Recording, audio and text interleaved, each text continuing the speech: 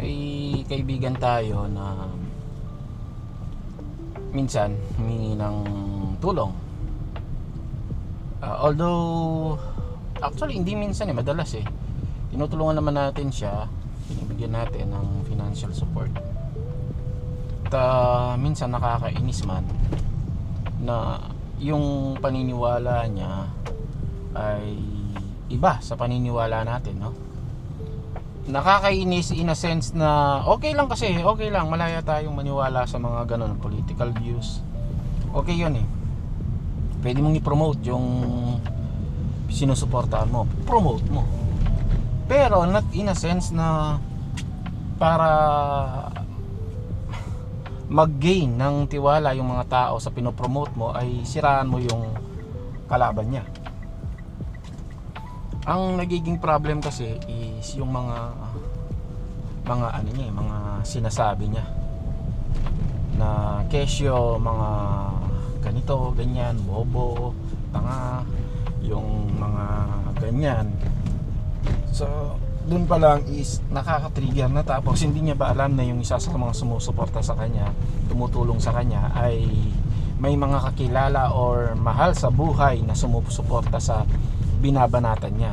Okay lang kasi yun. Tayo kasi mga Pilipino, ang hilig nating mang-gaslight sa ibang paniniwala Tipong porke maka-BBM yung isa, babanatan mo na parang yung mga naniniwala kay BBM mga bangag. Porke nakasara yung isa, babanatan mo yung mga naniniwala kay Sara na mga bobo. Pwede mong i-promote si BBM, pwede mong i-promote si Sara na hindi ka nangaapak ng ibang tao. Lagi natin sinasabi yan, basta't wala kang inaapakang tao, okay lang. Pero yan, nangaapak kasi yung iba na masasaktan din naman ako. Limbawa, may kakilala ako na binoto niya si si ganito, si ganyan, tapos bigla mong tatawaging tanga, bobo,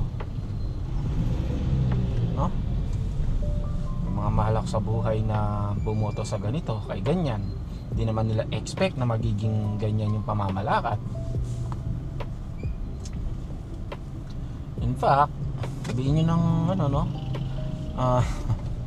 may mga bumoto kay Robin na kakilala ko, tapos tatawagin yung mga bumoto dyan syempre di naman nila ini-expect na ganyan yung mga mangyayari. May bumoto kay BBM na tinatawagan na, oh ayan yung binoto nyo, ayan, diba? Nasasaktan ka pero tinulungan ko pa rin yung tao, no?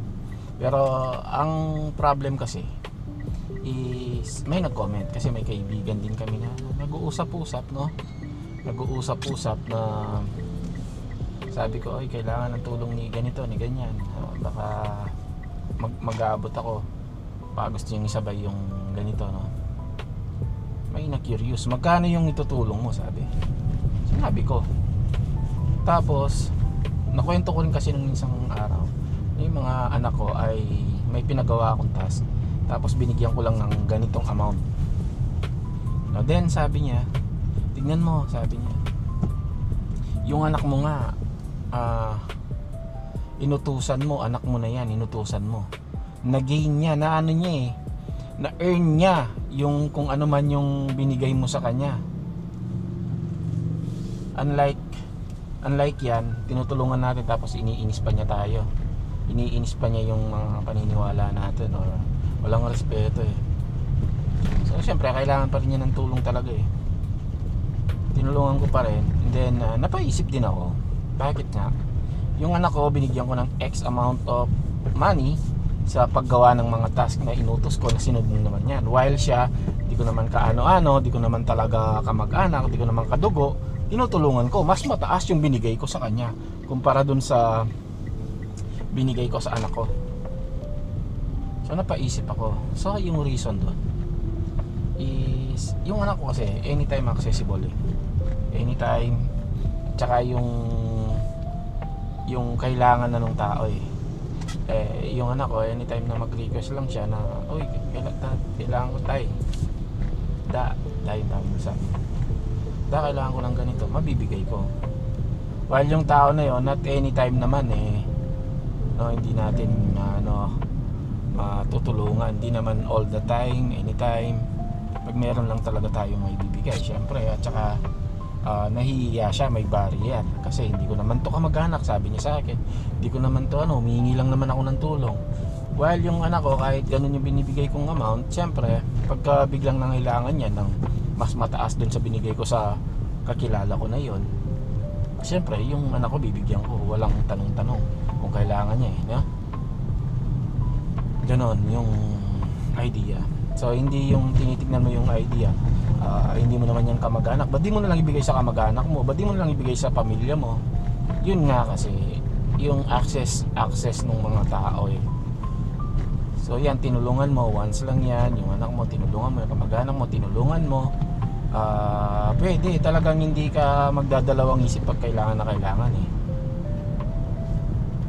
So yun yung dahilan ko. Hindi man kami nagpapakita ni Mrs. na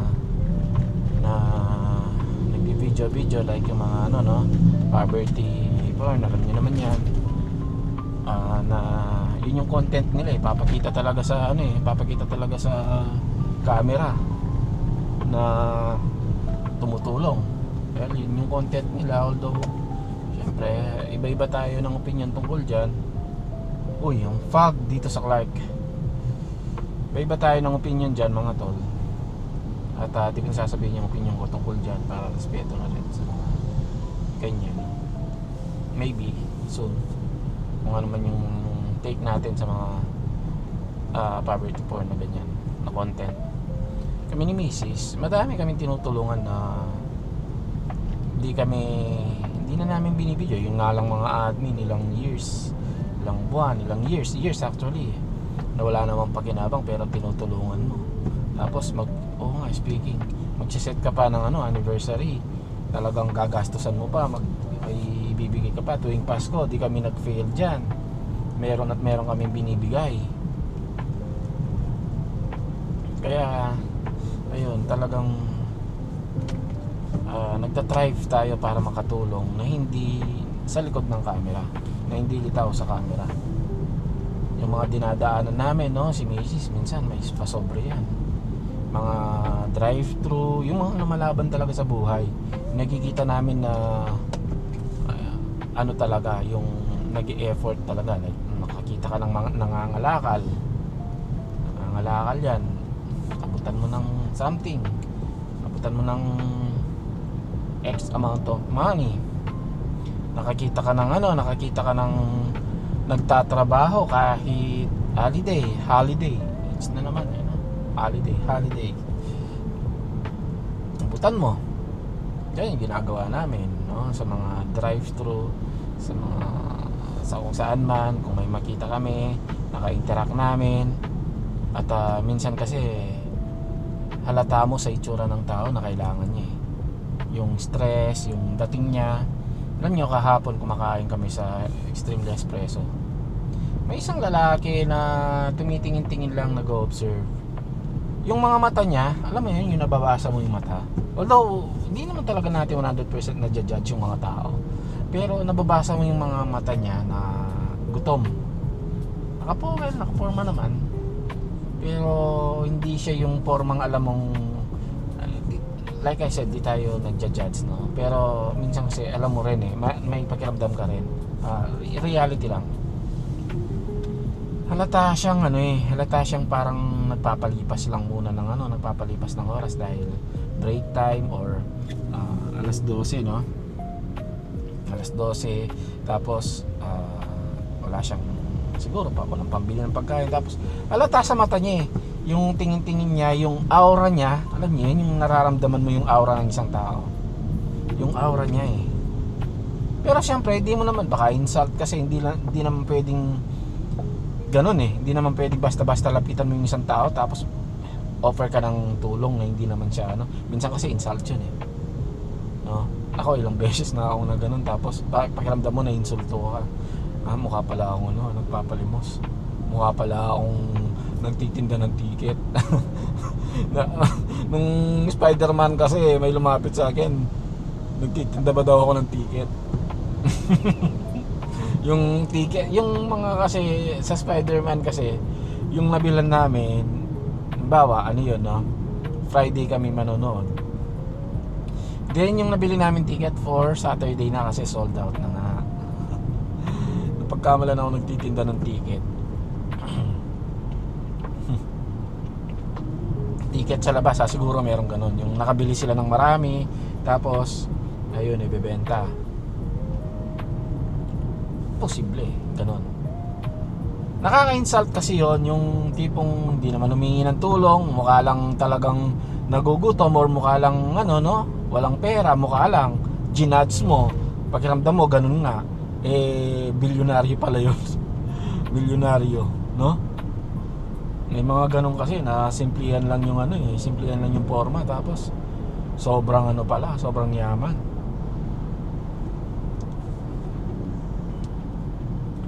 Okay, anyway, malapit na ako sa sa school ng mga bata. Siguro yun lang muna, pero gusto pang magdadadada dito Low-bat na kasi tong mic natin. At I think hanggang dito na lang. See you sa susunod nating video, mga tol. Nakaka-enjoy kayong kausap kahit alam kong hindi ko kayo kilala, pero nagsasalita ako na pakiramdam ko na may kausap talaga ako, nakakapag-release ako ng gusto ko sabihin, no? Thank you and God bless, mga tol.